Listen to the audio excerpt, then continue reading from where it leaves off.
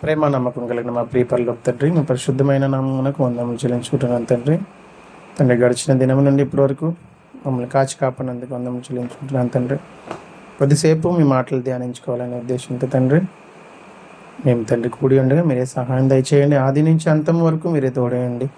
మమ్మల్ని నడిపించి పరిశుద్ధాత్మ సహాయం ద్వారా ఈ యొక్క ప్రార్థనలో మీరే తోడుగా ఉండమని నడిపించమని మా రక్షకుడు మా ప్రభు మీ ప్రియకుమారుడైన యేసుక్రీస్తు వారి నామం ద్వారా ఈ ప్రార్థన మనవులు అడిగి పెడుకున్నాం తండ్రి, ఆమేన్. మోషే శరీరం గురించి తర్కము పాఠం చాలా బాగుంటుంది. మరి ఆత్మీయ తండ్రి గారు DBTH ఫస్ట్ ఇయర్లో మరి పాఠం పెట్టడం జరిగింది. మోషే శరీరం గురించి తర్కము. ఎక్కడైనా తర్కాలు ఎక్కడెక్కడ జరుగుతూ ఉంటాయి? సాధారణంగా కోర్టుల్లో జరుగుతూ ఉంటాయి, అవునా? ఒక విషయాన్ని ఎవరైనా వాదించుకుంటారు. ఎక్కడ వాదించుకుంటారు అంటే కోర్టులో వాదించుకుంటూ ఉంటారు. మరి కోర్టులు రాకముందు ఏదైనా ఊరిలో పంచాయతీ కింద పెట్టేవారు అనమాట. ఒక చెట్టు కింద పెద్దలు కూర్చుని ఆ పెద్దల సమక్షంలో మరి పెట్టుకుంటూ ఉంటారు. అప్పుడు ఆ పెద్దలు ఏం చేస్తారు? ఎవరు న్యాయమైన, ఎవరిది తప్పు ఎవరిది ఒప్పు వాళ్ళు పెద్దలు నిర్ణయిస్తారు. అక్కడ వచ్చిన అంశం గురించి వీళ్ళు ఏం చేస్తారంటే తర్కించుకుంటారు. అలాగేనా? మరి ఈరోజు మన పాఠం ఏంటి? మోషే శరీరం గురించి తర్కము. మోషే శరీరం గురించి తర్కము. ఇక్కడ తర్కం ఎవరి గురించి జరుగుతుంది?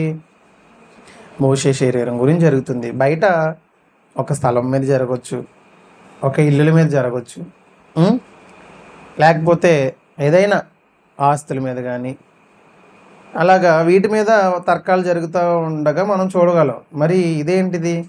మోషే శరీరం గురించి తర్కం ఏంటి? వినడానికి కొంచెం ఆశ్చర్యంగా ఉన్నా కూడా మీకు పాఠం చివరికి వచ్చేసరికి అర్థమవుతుంది అనమాట. మోషే శరీరం గురించి ఎవరు తర్కించుకుంటున్నారు, ఎందుకు తర్కించుకుంటున్నారు, ఇది మనం ఈరోజు పాఠంలో చూస్తాం. ఏమండి? మోషే శరీరం గురించి ఒక దుష్టశక్తికి ఒక దైవశక్తికి మధ్యన జరుగుతున్న తర్కము ఈరోజు మనం ఈ పాఠంలో చూస్తాం. ప్రియమైన దేవుని పిల్లరా, ఏమండి? దుష్టుని ఆలోచనలు ఎలా ఉంటాయి, దేవుని ఆలోచనలు ఎలా ఉంటాయి? దేవుడు ఏదైనా ఒక నిర్ణయం తీసుకున్నాడంటే ఆ నిర్ణయానికి ఖచ్చితంగా కట్టుబడి ఉండాలి.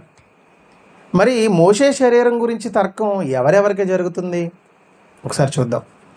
యూదా పత్రిక చూడండి. యూదా పత్రిక 1వ అధ్యాయం 9వ వచనం చూడండి. అటువలనే 1వ అధ్యాయం 9వ వచనం, 1వ అధ్యాయం 9వ వచనం అండి. అయితే ప్రధాన దూత అయిన మిఖాయేలు అపవాదితో వాదించుచు మోషే యొక్క శరీరం గురించి తర్కించినప్పుడు దూషించి తీర్పు తీర్చ తెగింపక ప్రభువు నిన్ను గద్దించునుగాక. నేను ఇక్కడ ఎవరి గురించి ఎవరు తర్కిస్తున్నారు? మోషే శరీరం గురించి ఎవరు తర్కిస్తున్నారు? ప్రధాన దూత అయిన మిఖాయేలు. ప్రధాన దూత అయిన మిఖాయేలు ఎవరి శరీరం గురించి తర్కిస్తుంది? మోషే గారి శరీరం గురించి ఎవరితో తర్కిస్తుంది? అపవాదితో తర్కిస్తుంది. ఏమని తర్కిస్తుంది? ఏమండి? అపవాదికి ఇక్కడ తర్కం కోర్టులో ఎవరెవరికి జరుగుతుందండి? ఒక లాయర్కి, ఇంకొక లాయర్కి, అవునా? ఇద్దరు న్యాయవాదులకు మధ్యన ఈ తర్కం జరుగుతుంది కదా. ఈ తర్కంలో ఎవరైతే గెలుస్తారో వాళ్ళ వైపే న్యాయం ఉంటుంది. అర్థమైందా? అయితే ఈ మోషే శరీరం గురించి ఎవరు తర్కిస్తున్నారు?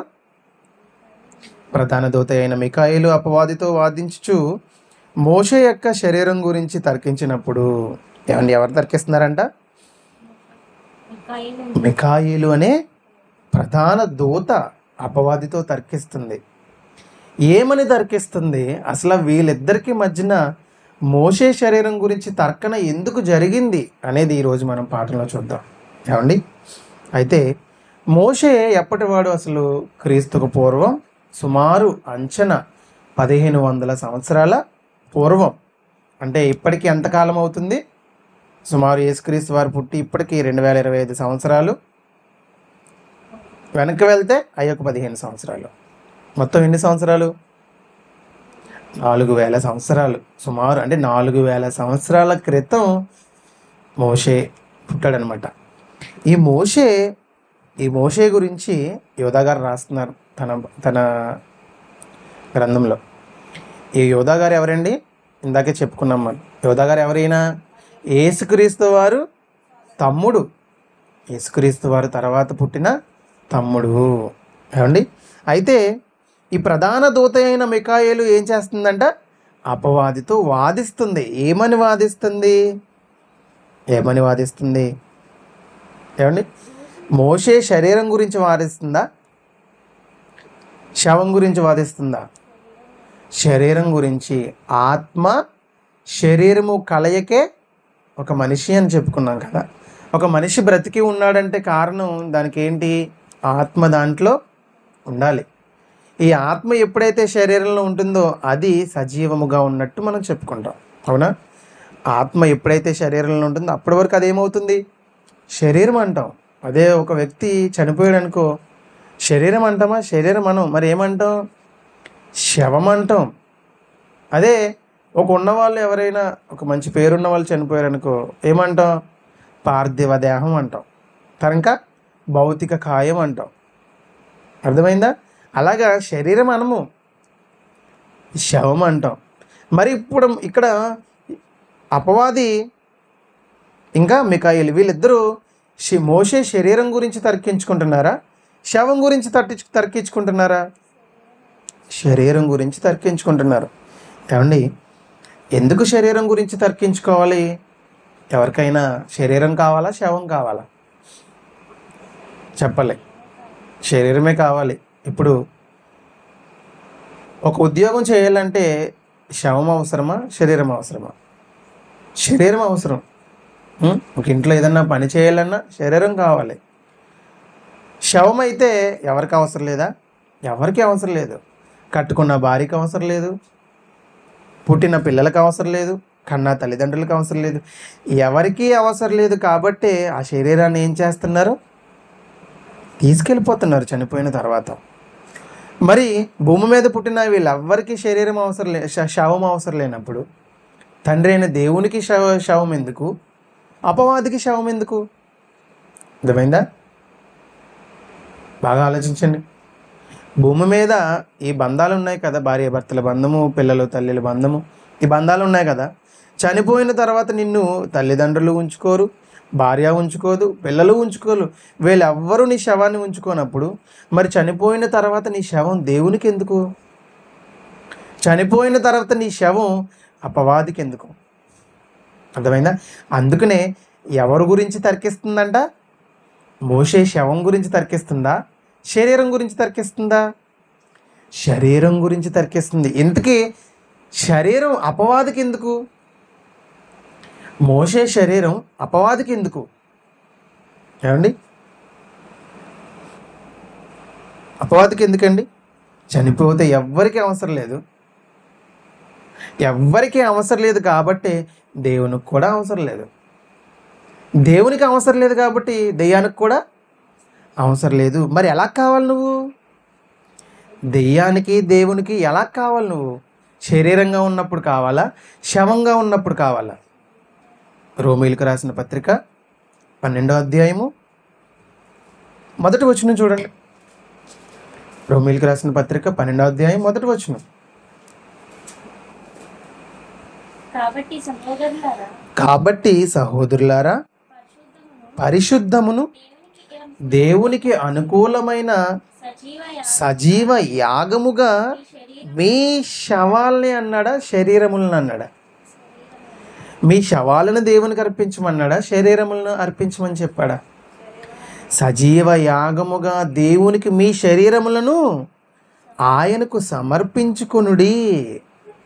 ఇప్పుడు శవాలుగా ఎవరికి అవసరం లేదు? దేవునికి కూడా అవసరం లేదు. మరి దేవునికి అవసరం లేని శవం దెయ్యానికి ఎందుకండి? దేవునికి అవసరం లేని శవం అపవాదికి ఎందుకు? చెప్పండి. చనిపోయిన తర్వాత శవం దగ్గరికి ఎవరు వస్తారు? ఏమండి? సమాధిలో పెట్టేసిన తర్వాత ఎవరు వస్తారండి? ఎవరు రారు. ఎవస్తాయి? పురుగులు వస్తాయి, పాములు వస్తాయి, నక్కలు వస్తాయి. అదే నువ్వు శరీరంలో నువ్వు ఆత్మగా నీ శరీరంలో నీ ఆత్మ ఉన్నప్పుడు నీ దగ్గరికి పాములు రావు, పురుగులు రావు. ఏమంటే ఏమన్నా వచ్చినా కూడా వాటిని ఏం చేస్తావు? నువ్వు చంపేసి కొట్టేస్తావు, అంటే నీ దగ్గరికి రానివ్వం. అదే ఒక వ్యక్తి చనిపోయాడు అనుకోండి, ఆ శవాన్ని మీరు వదిలేశారనుకోండి, ఏమొస్తాయి? అన్నీ వస్తాయి. ఎందుకంటే ఎవరికి అవసరం లేదు కాబట్టి ఆ శరీరాన్ని ఏం చేస్తాయి? ఇవి ప్రకృతిలో ఉన్న పురుగులు, పాములు ఇవన్నీ తినటానికి ప్రయత్నించేస్తాయి. దేవునికి ఎలా కావాలంటే నువ్వు సజీవ యాగముగా మీ శరీరములను దేవునికి అర్పించుడి అన్నాడు తప్ప మీ శవాన్ని దేవునికి అర్పించమని అనలేదు. అందుకనే ఏమండి, బ్రతికుండగానే నీవు దేవునికి కావాలి, బ్రతికుండగానే ఎవరికి కావాలి? అపవాదికి కూడా కావాలి. అందుకనే చూడండి, 1 పేతురు 5వ అధ్యాయము 8వ వచనం చూడండి. 1 పేతురు 5వ అధ్యాయం 8వ వచనం చూడండి. అందుకనే మనం బ్రతికుండగానే దేవునికి కావాలి. మరి సాతానికి ఎప్పుడు కావాలి? తండ్రి అయిన దేవునికి నాకు బ్రతికుండగా మీరు కావాలి నాయన అని తండ్రి అయిన దేవుడు రోమేలకు రాసిన పత్రికలో పౌలు గారి ద్వారా రాయించాడు కదా. మరి అపవాదికి ఎప్పుడు కావాలి? మనం శవాలుగా ఉన్నప్పుడు కావాలా, శరీరాలతో ఉన్నప్పుడు కావాలా? చూడండి, 1 పేతురు 5వ అధ్యాయం 8వ వచనం. నిబ్బరమైన బుద్ధి గలవారై మెలకువగా ఉండుడి, మీ విరోధి అయిన అపవాది గర్జించు సింహము వలె ఎవరిని మృంగుదునా అని వెదకుచూ తిరుగుచున్నాడు. చనిపోయిన తర్వాత కావాలని తిరుగుతున్నాడా? బ్రతికుండగానే అపవాది మన దగ్గరికి తిరుగుతున్నాడా? అవండి, నిబ్బరమైన బుద్ధి గలవారే మెలకుగా ఎప్పుడు ఉంటాడు మనిషి? చనిపోయిన తర్వాత ఉంటాడా? చనిపోక ముందే ఉంటాడా? చనిపోక ముందే మెలకుగా ఉంటాడు. అందుకనే నిబ్బరమైన బుద్ధి గలవారై మెలకువగా ఉండుడి, మీ విరోధి అయిన అపవాది గర్జించు సింహము వలె ఎవరిని మృంగుదునా అని తిరుగుతున్నాడు. ఇప్పుడు అపవాదికి కూడా ఎప్పుడు కావాలి? మీరు శరీరాలతో ఉన్నప్పుడే అపవాదికి కావాలి. ఏమండి, మీరు శరీరాలతో ఉన్నప్పుడే అపవాదికి కావాలి. అందుకనే మోషే శరీరం గురించి కూడా మోషే శరీరం గురించి కూడా మిఖాయేలు దేవతతో ఎవరో తర్కిస్తున్నారంట. అపవాది మిఖాయేలుతో మోషే శరీరం గురించి తర్కిస్తుంది. ఏమండి, అందుకనే అపవాదికి కావాల్సింది శవం కాదు, శరీరం కావాలి. అపవాదికి శరీరమే కావాలి, దేవునికి కూడా శరీరమే కావాలి. ఈ తర్కించుకునే సమయంలో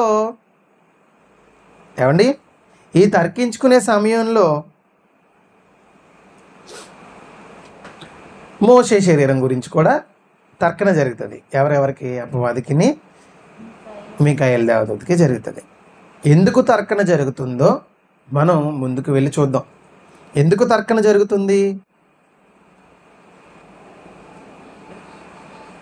ఎప్పుడైతే తండ్రి అయిన దేవుడు ఇశ్రాయేలీలు 400 సంవత్సరాలు ఇశ్రాయేలీలు బానిసలుగా ఉన్నారు కదా, ఆ 400 సంవత్సరాలు మరి ఇశ్రాయేలీలు దేవునికి ప్రార్థన చేశారు. ఏమని?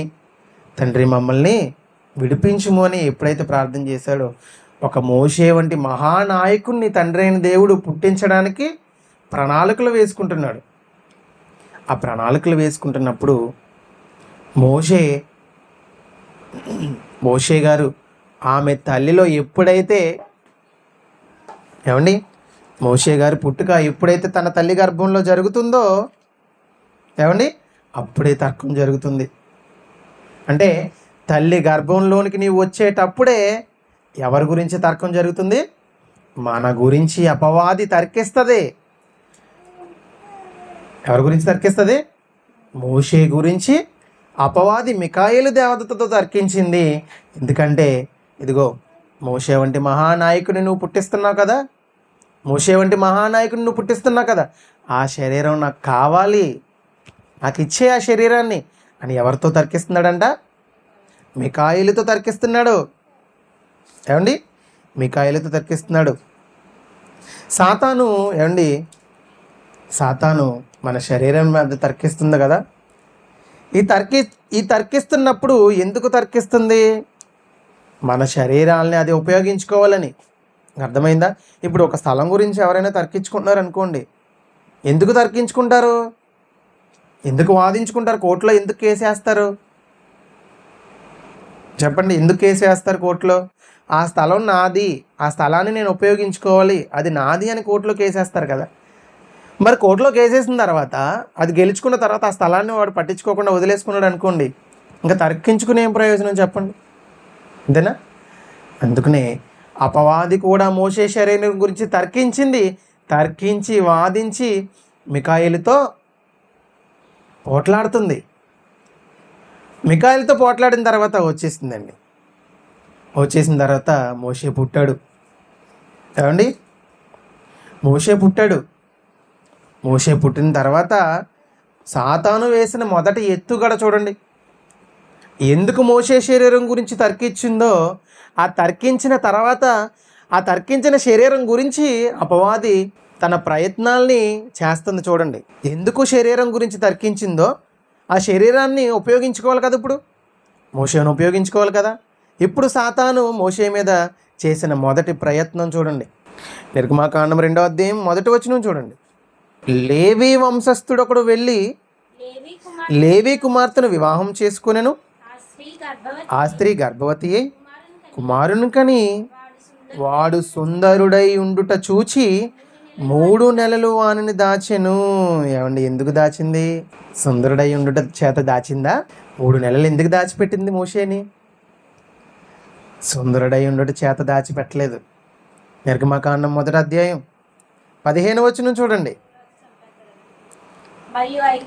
మరియు ఐగుప్తు రాజు షిప్రా పూయాను హెబ్రీయుల మంత్రసానులతో మాట్లాడి, మీరు హెబ్రీ స్త్రీలకు మంత్రసాని పని చేయుచు వారిని కాన్పు పీటల మీద చూచినప్పుడు మగవాడే అయిన ఎడల వానిని చంపుడి.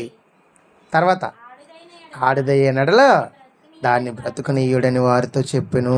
ఏమండి, ఎందుకు దాచిపెట్టింది తెలుసా? హెబ్రీ స్త్రీలు ఎక్కడైతే ఆ అబ్బాయిల్ని కంటారో ఆ అబ్బాయిల్ని చంపేయండి. ఎందుకు చంపేయమన్నాడు? మోషే వంటి మహానాయకుడు పుట్టి ఇశ్రాయేలీలందరినీ బయటకు తీసుకురావాలి. ఈ బయటకు తీసుకొచ్చే క్రమంలో ఎవరు పుట్టకూడదు? మోషే బ్రతకకూడదు. ఇప్పుడు మోషే ఎక్కడ పుట్టాడో అపవాదికి తెలీదు. దేవుడు పుట్టించేశాడు, అపవాదికి తెలీదు. ఈ తెలియని క్రమంలో అపవాది ఏం చేసింది? మగ పిల్లలందరినీ చంపించేయాలని పన్నాగం పన్నింది. ఈ మగపిల్లలందరిలో ఎక్కడో మోషే ఉంటాడు కదా. అర్థమైందా? అపవాదికి భవిష్యత్తు తెలుసా? అపవాదికి భవిష్యత్తు తెలీదు. తెలియదండి. భవిష్యత్తు తెలిస్తే యేసుక్రీస్తు వారిని ఎందుకు చంపించింది? యేసుక్రీస్తు వారు చచ్చిపోతే మనకు పాపక్షమాపణ జరిగిపోతుంది కదా. మనకు పాపక్షమాపణ జరిగిపోతే తన పిల్లలందరూ ఎక్కడికి వెళ్ళిపోతారు? పరలోకం వెళ్ళిపోతారు. ఎక్కడ సువార్త ఇంకా ఎక్కువైపోతుందేమోనని యేసుక్రీస్తుని ముందే చంపించేసిందండి. అపవాదికి భవిష్యత్తు తెలియదు కాబట్టే చంపించేయాలని చూసింది. 3 నెలలు అపవాది నుంచి తప్పించడానికి మికాయేలు దేవదూత ఏం చేసింది? తన తల్లి ద్వారా 3 నెలలు జమ్ము పెట్టెలో మోషే శరీరాన్ని దాచిపెట్టింది. 2వ అధ్యాయము 3వ వచనం చూడండి. తరువాత ఆమె వాణ్ణి దాచలేక వాని కొరకు ఒక జమ్ము పెట్టె తీసుకొని దానికి జిగటమన్నును కీలును పూసి అందులో ఆ పిల్లవాణిని దాచిపెట్టి ఏటి ఒడ్డన జమ్ములో దాచి ఉంచగా వానికి ఏమి సంభవించినో తెలుసుకొనుటకు వాని అక్క దూరముగా నిలిచి ఉండెను. రాజులోనికి అపవాది దూరి 2 సంవత్సరాల లోపు ఉన్న పిల్లలందరినీ చంపించడానికి ప్రయత్నం చేసిందండి. చంపించింది. అయితే అపవాది పన్నిన పన్నాగం నుంచి దేవుడు ఎలా తిప్పుకొట్టాడు? మోషేని కాపాడాడు. అపవాది నుంచి దేవుడు ఏం చేశాడు? మికాయేలు దేవదూత ద్వారా మోషేని కాపాడాడు. 3 నెలలు దాచిపెట్టింది. ఆ తర్వాత ఆమె దాచిపెట్టడానికి ఇంకా వీలు పడక ఏం చేసింది? జమ్ము పెట్టెలో పెట్టి ఏటి ఒడ్డన నదిలో ఉంచితే ఆ సమయానికి ఫరో కుమార్తెని పంపిస్తాడండి దేవుడు.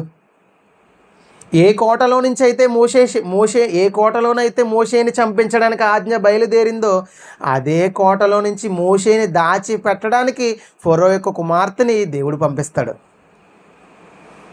ఇప్పుడు ఎవరి ప్రయత్నం ఫలించింది?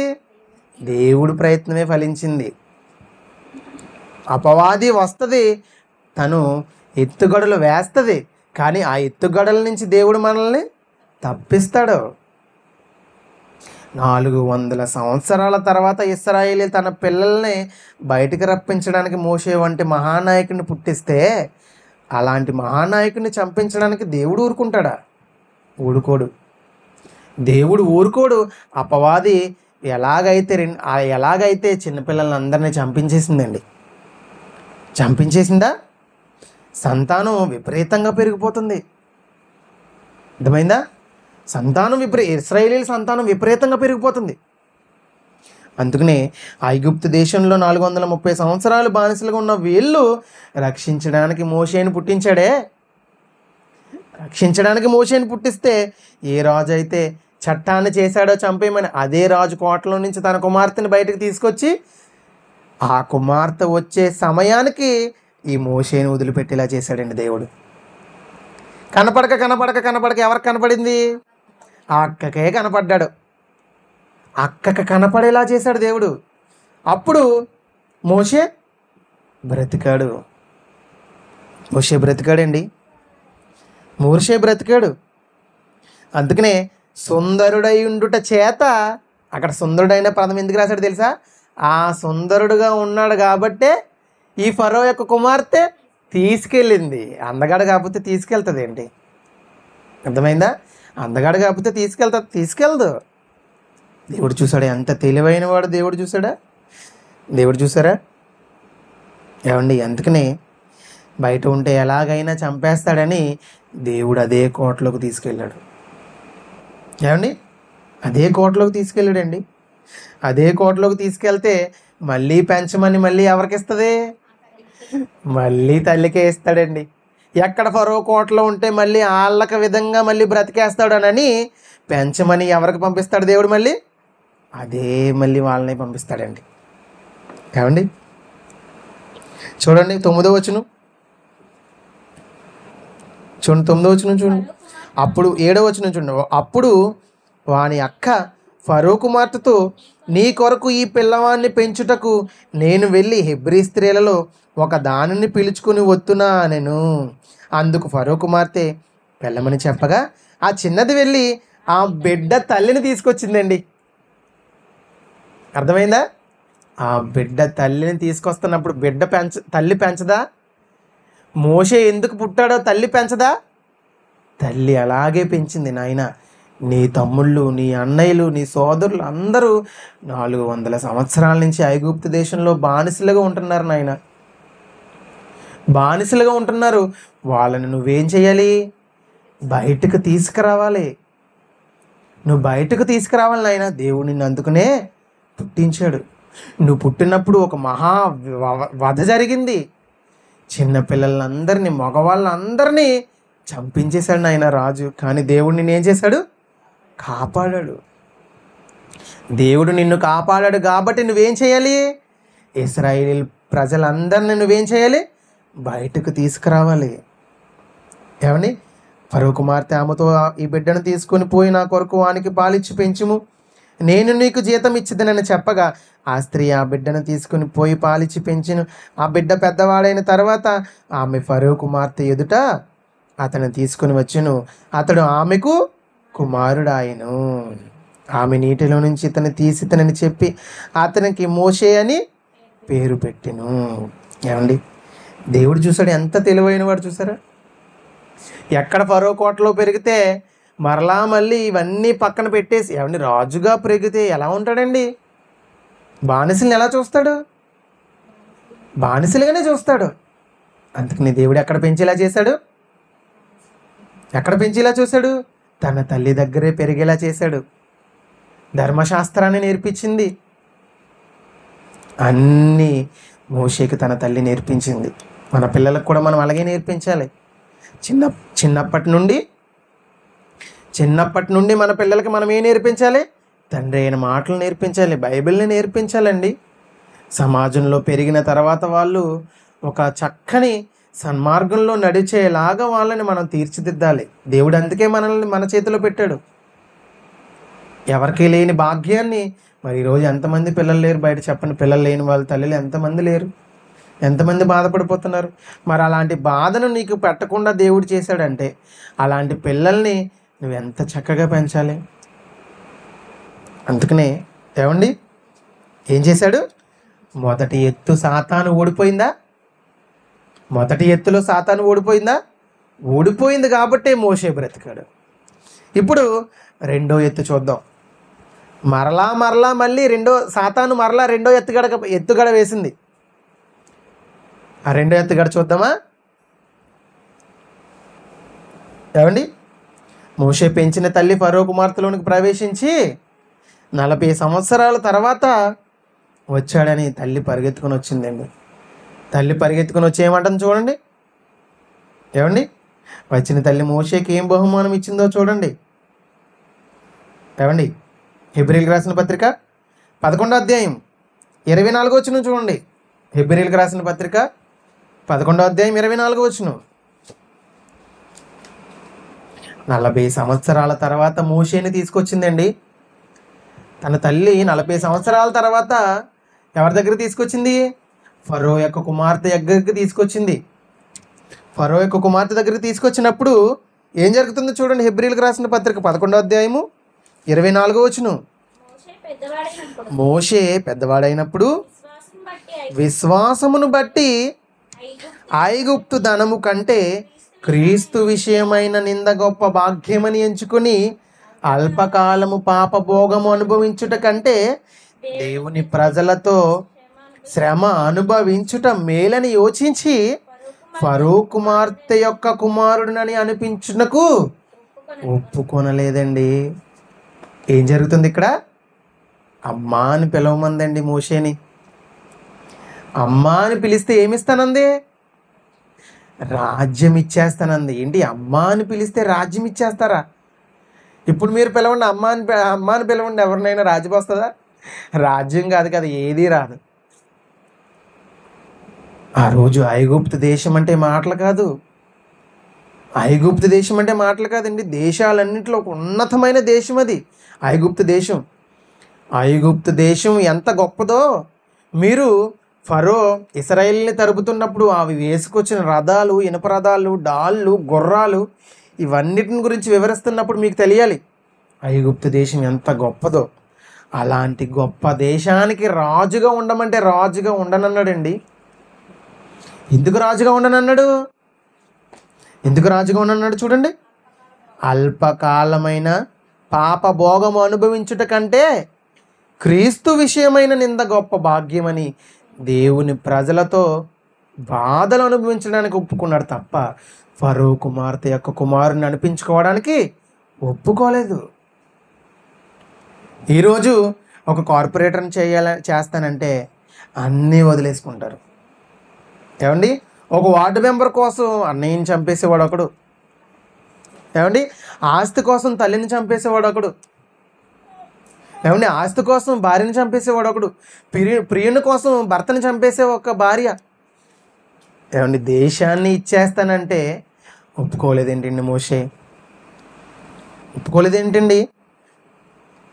అమ్మా అని పిలిస్తే ఎక్కడ కూర్చోబెట్టేస్తానంది? సింహాసనం మీద కూర్చోబెట్టేస్తానంటే మోషే ఒప్పుకోలేదండి. ఏమండి మోషే ఒప్పుకెళ్ళి చూసారా? నువ్వు ఇచ్చే సింహాసనం కన్నా నా తండ్రి ఇచ్చే సింహాసనం గొప్పది. ఏ తండ్రి ఇచ్చే సింహాసనం గొప్పది? పరలోకమందు తండ్రి అయిన దేవుడు మనకిచ్చే సింహాసనం గొప్పదని అనుకున్నాడు కాబట్టే మోషే ఫరో యొక్క కుమార్తె యొక్క కుమారునిగా అనిపించుకోవడానికి ఒప్పుకోలేదు.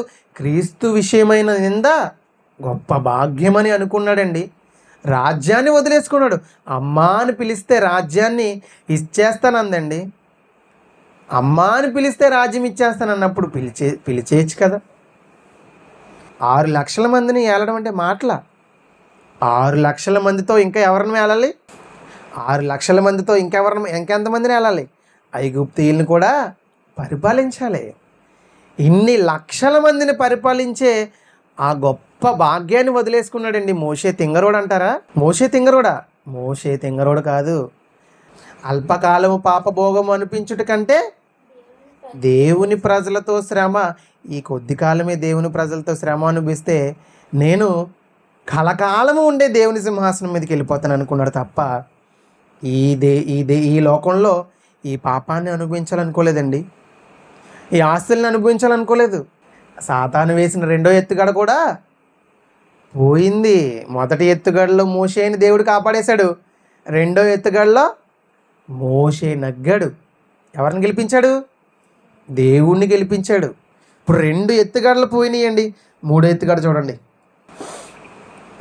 చూడండి. అపోస్తల కార్యములు 7వ అధ్యాయము 22వ వచనం చూడండి.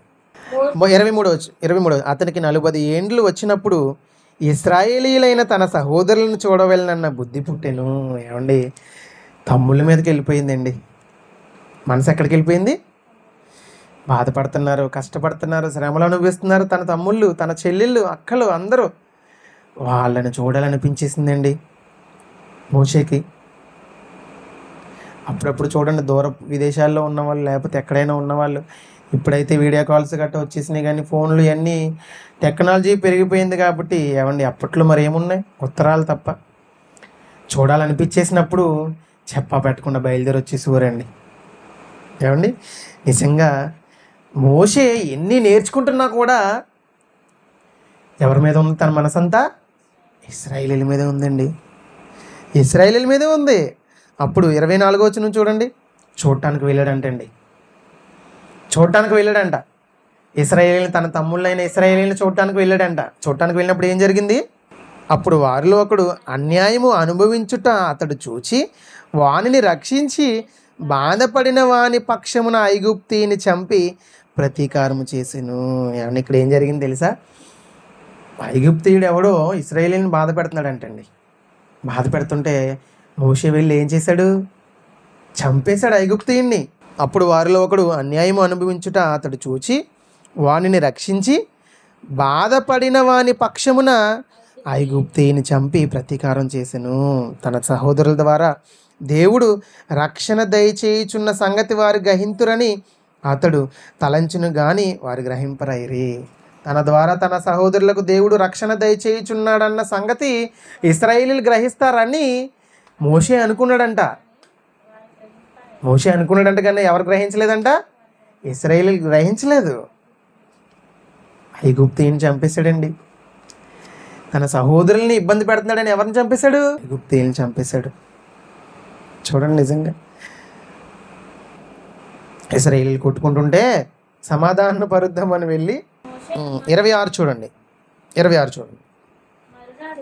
మరునాడు ఇద్దరు పోట్లాడుచుండగా అక్కడ వారిని చూచి, అయ్యలారా, మీ సహోదరులు మీరెందుకు ఒకరినొకరు అన్యాయం చేసుకుంటున్నారు చెప్పి వారిని సమాధానపరచు చూచెను. అయినను తన పొరుగువానికి అన్యాయం చేసిన వాడు మా మీద అధికారినిగాను తీర్పరినిగాను నిన్ను నియమించిన వాడు ఎవడు? నీవు నిన్న ఐగుప్తీయుని చంపినట్టు నన్ను చంపదలిచి ఉన్నావా అని అతనిని త్రోసివేసను. ఇక్కడ ఏం జరిగింది అర్థమైందా? తన తమ్ముళ్ళు ఇద్దరు ఎవరో పోట్లాడుకుంటున్నారంటండి. పోట్లాడుకుంటుంటే పాపం బాధ వేసేసింది. ఇదేంటి వీళ్ళు పోట్లాడుకోవడం ఏంటి అని పాపం సమాధానం పరుద్దామని పాపం వాళ్ళ తమ్ముళ్ళ దగ్గరికి వెళ్ళాడంటండి. వెళ్తే వారిలో కూడా అన్నాడంట, నువ్వు ఐగుప్తీయుని చంపేశావు కదా నిన్న, అలాగా మమ్మల్ని కూడా చంపేద్దామని చూస్తున్నావా అని అనేసరికి, మా మీద అధికారికి నిన్ను ఎవరు పెట్టాడు అని, తీర్పరికి ఎవరు పెట్టాడు అని వీళ్ళు అడిగేసరికి మోషేకి భయం వేసేసింది. కానీ మోషేకి భయం వేసేసి ఎక్కడ మళ్ళీ ఫరోకి తెలిస్తే మోషేని చంపేస్తారేమోనని భయపడిపోయి ఎక్కడికి పారిపోయాడు? మిద్యాను దేశానికి పారిపోయేలా చేసిందండి అపవాది. తన సహోదరుల దగ్గరే ఉంటే ఇశ్రాయేలీని బయటకు తీసుకొచ్చేస్తాడని అపవాది ఏం చేసింది? ఆ సహోదరుని చేత పలికించింది. లేకపోతే ఎవరికి తెలుసు? ఏమండి, అలా అపవాది తనతో పలికించట చేత తను ఏం చేశాడు? మోషే ఏం చేశాడు? వెళ్ళిపోయాడండి. చూడండి, అక్కడే ఉంటే ఇశ్రాయేల్ కష్టం చూస్తాడని, దేవుని కోరిక నెరవేర్చేస్తాడని, ఇశ్రాయేల్ని రక్షిస్తాడని, కాబట్టి ఏం చేసింది? మిద్యాను పారిపోయేలా చేసిందండి. మిద్యాను పారిపోయేలా చేసింది. అరణ్యానికి వెళ్ళి మోషే గొర్రెలను కాసుకుంటున్నాడు. చూస్తారా మాట? చూడండి, 30 వచనం చూడండి. 30 వచనం చూడండి. 40 ఏండ్లైన పిమ్మట సిరాయి పర్వతారణ్యమందు ఒక పొదలో అగ్నిజ్వాలలో ఒక దేవదూత అతనికి కనపడెను. మోషే చూచి ఆ దర్శనమునకు ఆశ్చర్యపడి దాన్ని నిదానించి చూచుడు దగ్గరికి రాగా, ఇక్కడ ఏం జరిగిందంటే, మోషే అరణ్యానికి వెళ్ళిపోయి గొర్రెలను కాచుకుంటూ ఉంటాడండి. అలాగే ఎన్ని సంవత్సరాలు గడిపేశాడంట? 40 సంవత్సరాల తర్వాత ఉంటుంది చూడండి. పారిపోయిన తర్వాత 40 ఏండ్లనే తర్వాత 40 సంవత్సరాలు ఏం చేశాడు? పెళ్ళి చేసుకున్నాడు. పెళ్ళి చేసుకుని పిల్లల్ని కానీ భార్య పిల్లల్ని కానీ ఎన్ని చేసుకుంటూ అరణ్యానికి వెళ్ళి దేవుని సంకల్పాన్ని మర్చిపోయి ఏం చేశాడు? గొర్రెలను కాసుకుంటా ఉన్నాడండి. దేవుడు చూశాడు, దేవదూతను పంపించాడండి. ఇక్కడికి ఎన్ని సంవత్సరాలు అయిపోయినాయి? అవి ఒక 40 సంవత్సరాలు, ఈ యొక్క 80 సంవత్సరాలు ఏం చేశాడు? వృధా చేసేసాడు. దేవుని పిల్లల్ని, దేవుని ప్రజల్ని బయటకు తీసుకొస్తాడు కదరా బాబు అని మోషేని పుట్టిస్తే 40 సంవత్సరాలేమో సకల విద్యలు అభ్యసించడానికి 40 సంవత్సరాలు వృధా చేసి, 40 సంవత్సరాలు వృధా చేసిన తర్వాత మళ్ళా ఇంకో 40 సంవత్సరాలు ఎక్కడ వృధా చేశాడు? అరణ్యంలో వృధా చేసేసాడండి. ఏమండి, వృధా చేసేస్తే మోషే ఫరో చేతిలో చచ్చిపోకుండా చేసింది అందుకేనా? ఆ పిల్లలందరిలో చంపకుండా బ్రతికించింది అందుకేనా? పెళ్లి చేసుకుని భార్యని చేసుకుని పిల్లల్ని కానీ ఎందుకైనా చెప్పండి. దేవుని ప్రజల్ని బయటకు తీసుకురావాలి, దేవుని పని చెయ్యాలని మోషేని కాపాడితే దేవుని పనిని మర్చిపోయి అరణ్యంలోకి వెళ్ళిపోయాడు. 40 సంవత్సరాలు వృధా చేసేసాడు. వృధా చేసేసిన తర్వాత దేవుడే దేవదూతను పంపి ఇంకెలా అయితే ఇంకా వృధా చేసేస్తాడో, నేను నీ పితరుల దేవుడను, అబ్రహాము, ఇస్సాకు, యాకోబుల దేవుడను అని ప్రభువు వాక్కు వినబడెను గనుక మోషే వనికి నిదానించి చూచుటకు తెయింపలేదు. ఏమండి, 34వ వచనం, ఐగుప్తులో ఉన్న నా ప్రజలు దురావస్థను నేను నిదానించి చూచితిని, వారి మూలుగు వింటిని, వారిని విడిపించుటకు దిగివచ్చి ఉన్నాను. రమ్ము, నేనిప్పుడు నిన్ను ఐగుప్తునకు పంపుదును అని చెప్పండి. దేవుడే వచ్చాడండి పాపం. ఏమండి, మోషే మర్చిపోయాడు. 40 సంవత్సరాలేమో సకల విద్యను అభ్యసించడానికి అక్కడ 40 సంవత్సరాలు వృధా చేసేసి, తర్వాత మళ్ళీ ఎవరినో కొట్టి చంపేసి, మళ్ళీ ఎక్కడ ఫరో చంపేస్తాడని భయపడిపోయి మళ్ళీ మిద్యాను అరణ్యంలోకి వచ్చేసి ఇక్కడ 40 సంవత్సరాలు ఇంకా బ్రతికేస్తున్నాడు. ఇంకా దేవుడు రాకపోతే మోషే ఏం చేద్దుడు? మర్చిపోతుడు. అప్పుడు ఏం చేశాడు దేవుడు? ఐగుప్తు దేశంలో ఇశ్రాయేలీల ప్రజలు వాళ్ళ బాధ నేను చూశాను, వాళ్ళ బాధల నుంచి నువ్వేం చేయాలి? విడిపించాలి. నేను నిన్ను పంపిస్తాను, నువ్వు ఇంకా రా, నువ్వు ఇంకా వచ్చేయి అని మోషేని ఎక్కడ తీసుకెళ్తాడు? ఐగుప్తు దేశంలోకి తీసుకెళ్తాడండి. ఐగుప్తు దేశంలోకి తీసుకెళ్తాడు. ఏమండి, ఒక గవర్నమెంట్ జాబ్ వచ్చిందనుకోండి. గవర్నమెంట్ జాబ్ వస్తే నాకు వద్దు, నా పక్కడికి ఇచ్చేయని ఎవరన్నా అంటారా?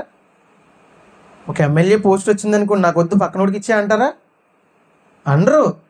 అలాంటిది ఐగుప్తు దేశానికి రాజుగా చేస్తానంటే రాజు పదవిని వదిలేసుకున్నాడండి మోషే. అలా వదిలేసుకుని వచ్చేసినాడు. ఇశ్రాయేలీల కోసం పట్టించుకునేవాడు ఇశ్రాయేలీని మర్చిపోయాడండి. ఇశ్రాయేలీని మర్చిపోయి ఎక్కడికి వెళ్ళిపోయాడు? మిద్యాను దేశంలోకి వెళ్ళిపోయాడు. ఏమండి, మిద్యాను దేశంలోకి వెళ్ళిపోతే మిద్యాను దేశంలో నుంచి మళ్ళీ అక్కడ తీసుకొచ్చాడు తండ్రి అయిన దేవుడు. ఐగుప్తు దేశంలోకి తీసుకొచ్చాడు. ఇంకా ఫరో ముందు నిలబెట్టి ఇంకా అనేకమైన అద్భుత కార్యములు చేసి ఎలా అయితే ఒక 40 సంవత్సరాలు మొత్తానికి అరణ్యంలో నడిపించి మొత్తానికి ఇంకా తీసుకొచ్చిన, ఇంకా అదంతా మీకు తెలుసు. ఎలాగైతే ఇశ్రాయేలుని తీసుకొచ్చాడో తెలుసు మీకు. ఏమండి, మరి మోషే వెనక ఎంత తర్కం జరుగుతుందని అసలు ఎవరికైనా తెలుసా? చెప్పండి. మోషే వెనక ఎంత తర్కం జరిగిందని ఎవరైనా ఆలోచించారా? ఎన్ని ఎత్తుగడలు వేసింది. ఒక ఎత్తుగడలేనేమో చంపించేసింది పిల్లల్ని, దాంట్లో తండ్రి అయిన దేవుడు తప్పించాడు. ఇంకో ఎత్తుగడలో ఇశ్రాయేల్ ప్రజలను అందరినీ పక్కన పెట్టేసి రాజుగా ఉంటే ఆ ఇశ్రాయేల్ ప్రజల్ని ఏలుతాడు, ఇంకా ఇశ్రాయేలీల గొడవ ఇంకా మోషేకు ఉండదు అని తన తల్లిలోకి దూరి తల్లి ద్వారా మోషేని లాగాలని ప్రయత్నం చేసింది. కుదరలా. ఎన్నో ఎత్తుగడలు వేసిందండి. తప్పించుకుని వచ్చాడు. ఆఖరికి చివరగా దొరికిపోయి ఎక్కడికి వెళ్ళిపోయేలా చేసింది? మిద్యానులోకి వెళ్ళిపోయేలా చేసింది. మిద్యానులోనికి వెళ్ళిపోయేలా చేసింది. మళ్ళీ అక్కడి నుంచి తండ్రి అయిన దేవుడు తీసుకొచ్చి ఫరో ముందు నిలబెట్టి అక్కడి నుంచి ఇశ్రాయేలుని తీసుకురావడం, ఆ 40 సంవత్సరాల అరణ్యంలో నడిపించడం, ఇదంతా ఇంకా మీకు తెలుసు. మరి మోషే గురించే తర్కన జరుగుతుందా? ఇంకెవరి గురించి అన్న తర్కన జరుగుతుందా? చెప్పండి. మోషే గురించి మాత్రమే తర్కన జరుగుతుందా, లేకపోతే ఇంకెవరి గురించి అయినా తర్కన జరుగుతుందా? మీకు తెలిసింది ఏదైనా ఒకటి చెప్పండి. మోషే గురించి కాకుండా ఇంకెవరి గురించి అయినా అపవాది? యోబు గురించి అండి. వెల్డన్, వెరీ గుడ్ అండి. యోబు గురించి చూడండి. యోబు గ్రంథం 1వ అధ్యాయం ముగించేసుకుందాం. యోబు గ్రంథం 1వ అధ్యాయం 8వ వచనం చూడండి. యోబు గ్రంథం 1వ అధ్యాయం 8వ వచనం. అందుకు యెహోవా, నీవు నా సేవకుడైన యోబు సంగతి ఆలోచించితివా? అతడు యథార్థవంతుడును న్యాయవంతుడును దేవుని యందు భయభక్తులు గలవాడు, చెడుతనము విసర్జించిన వాడు గనుక భూమి మీద అతని వంటి వాడెవడు లేడు అని యెహోవా అపవాదితో అంటుంటే, అపవాది ఏమంటుంది? అపవాది ఏమంటుంది తర్వాత అవన్నీ తెలుసు మీకు, అందుకు నేను చదివించను, సమయం లేదు కాబట్టి. అయినను నీవు ఇప్పుడు నీ చేయి చాపి అతనికి కలిగిన సమస్తమును మొత్తిని ఎడల అతడు నీ ముఖము ఎదుటనే దూషించి నిన్ను విడిచిపోవును అని యెహోవాతో అపవాది చెప్తుంది. 10వ వచనంలో ఉంటుంది చూడండి, 11వ వచనం. ఇక్కడ ఎవరెవరికి తర్కం జరుగుతుంది? యెహోవాతో వాదిస్తుంది, యెహోవాతో మాట్లాడుతుంది. ఎవరైనా తన పిల్లలు గొప్పవాళ్ళని తన తల్లిదండ్రులు చెప్పుకోవాలనుకుంటారు కదా బయట. అలాగే తండ్రి అయిన దేవుడు కూడా చెప్పుకున్నాడు. యోబు గురించి కూడా అలాగే తండ్రి అయిన దేవుడు చెప్పుకుంటే అపవాది ఏమంటుంది? యోబు అలాంటివాడు అనుకుంటున్నావా? నువ్వు అతనికి అన్నీ కలిగించావు కాబట్టి నీ యందు నమ్మకం ఉంచి బ్రతుకుతున్నాడు. లేదంటే ఏం చేద్దుడు? ఎప్పుడో నిన్ను దూషించి వెళ్ళిపోదుడు. ఏమండి ఇక్కడ చూడండి, నిన్ను దూషించి వెళ్ళిపోదుడు అని అన్న మాట గుర్తుపెట్టుకోండి. దూషించి వెళ్ళిపోదుడు అంటే తండ్రి అయిన దేవుడు అన్నాడు, ఏమన్నాడు? సరే నువ్వు ఇలా అంటున్నావు కదా, నీకు ఛాన్స్ ఇస్తున్నాను, నువ్వేం చేసుకుంటావో చేసుకో, కానీ ఏం చేయొద్దు, నువ్వు యోబు ప్రాణం మాత్రం ముట్టొద్దు, నువ్వేం చేసుకుంటావో చేసుకో అని తండ్రి అయిన దేవుడు ఆజ్ఞ ఇచ్చాడండి. ఏం చేసింది? పిల్లల్ని చంపింది, ఆస్తులు తీసేసింది, అంతస్తులు తీసేసింది, ఎద్దులను చంపించింది, గొర్రెలను చంపించింది, అన్నిటిని చంపించేసిందే. శరీరాన్ని కూడా పాడు చేసేసిందండి రోగంతో, కురుపులతో. చివరిగా ఏం చేస్తుందంట? చివరికి ఏం చేసింది చూడండి, 2వ అధ్యాయం 9వ వచనం చూడండి.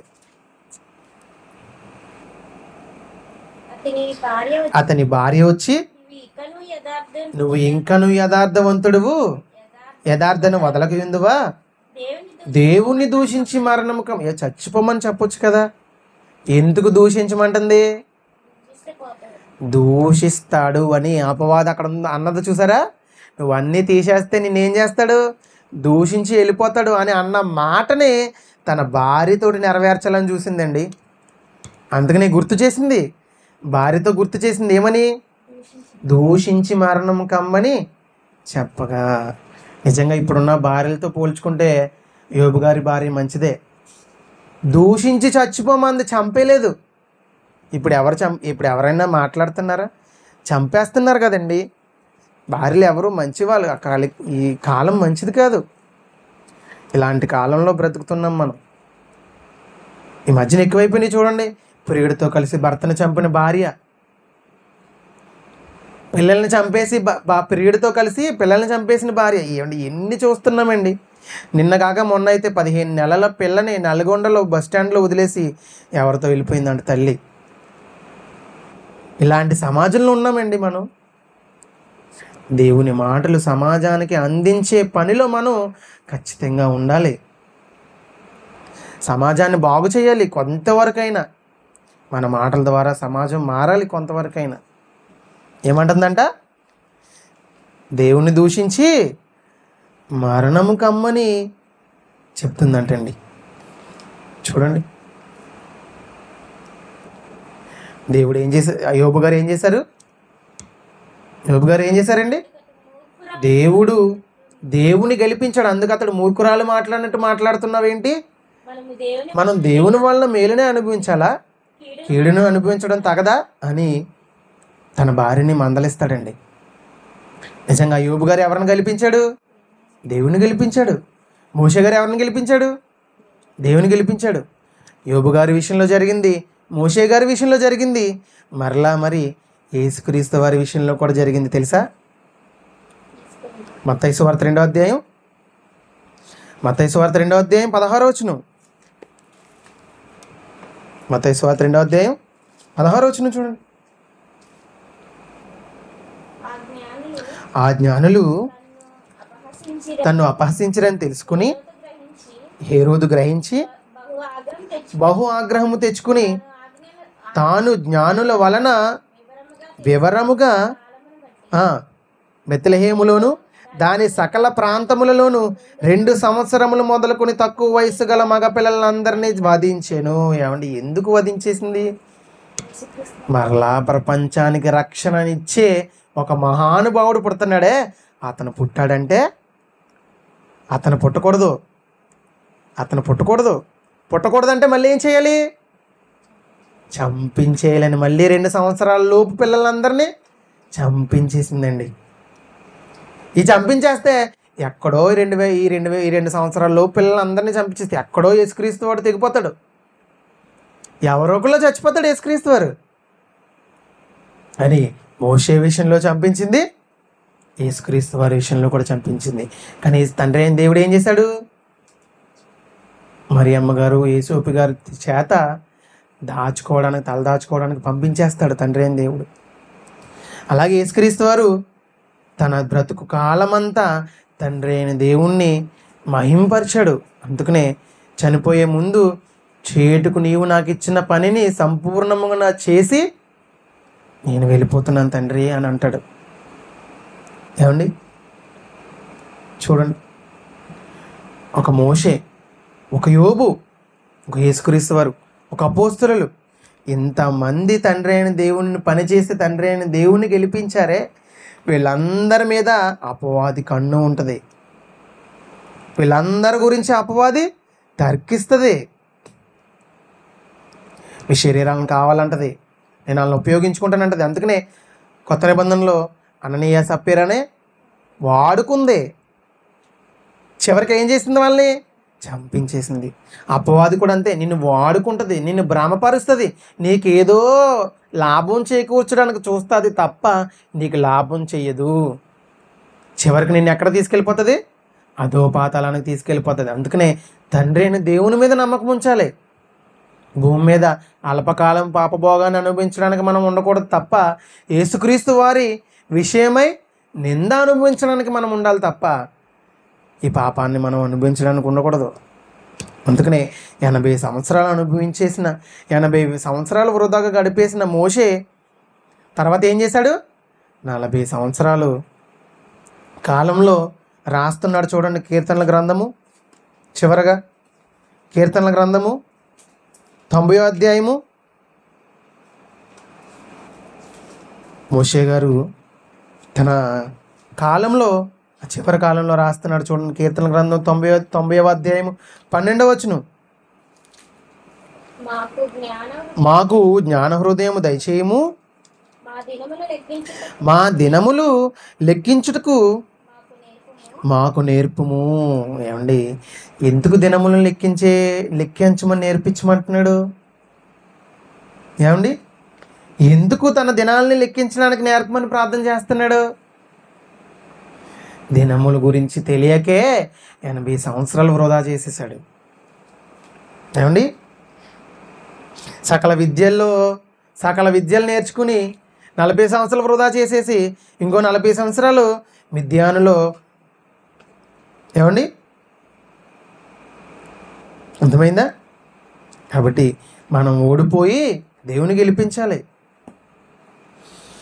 మనం బ్రతికే కాలం అంతా అల్పకాలమేనండి. అల్పకాలం పాపభోగం అనిపించకుండా మనం తండ్రి అయిన దేవుని గెలిపించాలి. భూమి మీద బ్రతికి ఉన్న ప్రతి ఒక్కరి మీద తర్కం జరుగుతుంది. నీ మీద జరుగుతుంది, నా మీద జరుగుతుంది. తండ్రి అయిన దేవుని కొరకు ఎవరైతే బ్రతకాలని అనుకుంటున్నారో అందరి గురించి అపవాది దేవునితో తర్కిస్తుంది. అందుకనే జాగ్రత్తగా ఉండాలి. ఎవరిని మిగురెంగుదునా అని గర్జించు సింహం వలె తిరుగుతుంది. కాబట్టి మీరు జాగ్రత్తగా ఉండండి. జాగ్రత్తగా ఉండి దేవుని పని చేయండి. మెలకువగా ఉండండి. ఏమండి, అర్థమైందా? మోషే శరీరం గురించి తర్కం ఇలా జరిగింది. మన శరీరాల గురించి కూడా తర్కం జరుగుతుంది. కానీ మనం తెలిసినా తెలియకపోయినా మనం ఎవరిని గెలిపించాలి? తండ్రి అయిన దేవుని గెలిపించాలి. కళ్ళు మూసుకున్నట్లయితే ప్రార్థన చేసుకుందాం. మమ్మల్ని మిక్కిలిగా ప్రేమించిన మా ప్రియ పరలోక తండ్రి, మీ పరిశుద్ధమైన నామాన్ని కొందాము చూపించుకున్నాను తండ్రి. మరలా కొన్ని రోజుల తర్వాత తండ్రి మరలా అంతరాయాల వలన పెట్టకపోయినా తండ్రి మరలా ఈరోజు మరలి తండ్రి మీ మాటలను మీ పిల్లలకు నేర్పించాలని తండ్రి సిద్ధపడి తండ్రి మా మాటలను తండ్రి పిల్లలకు నేర్పించాను. మోషే శరీరం గురించి తర్కన ఎలా జరిగింది, మోషే గురించి కాకుండా మా మీద కూడా మరి అపవాది తర్కిస్తుందని మేము నేర్చుకున్నాం తండ్రి. భూమి మీద బ్రతుకున్నంత కాలం మీ కొరకు బ్రతికేలాగా మీరు సహాయం దయచేయమని, మా దినాలను మేము వృధా చేయకుండా మీ కొరకు బ్రతికేలాగా సహాయం దయచేయమని, క్షేమంగా మమ్మల్ని అందరినీ దీవించి ఆశీర్వదించమని మా ప్రభు మా రక్షకుడైనటువంటి యేసుక్రీస్తు వారి నామం ద్వారా ఈ ప్రార్థన మనం అడిగి వేడుకుంటున్నాం తండ్రి. ఆమేన్. మీ అందరికీ వందనాలు.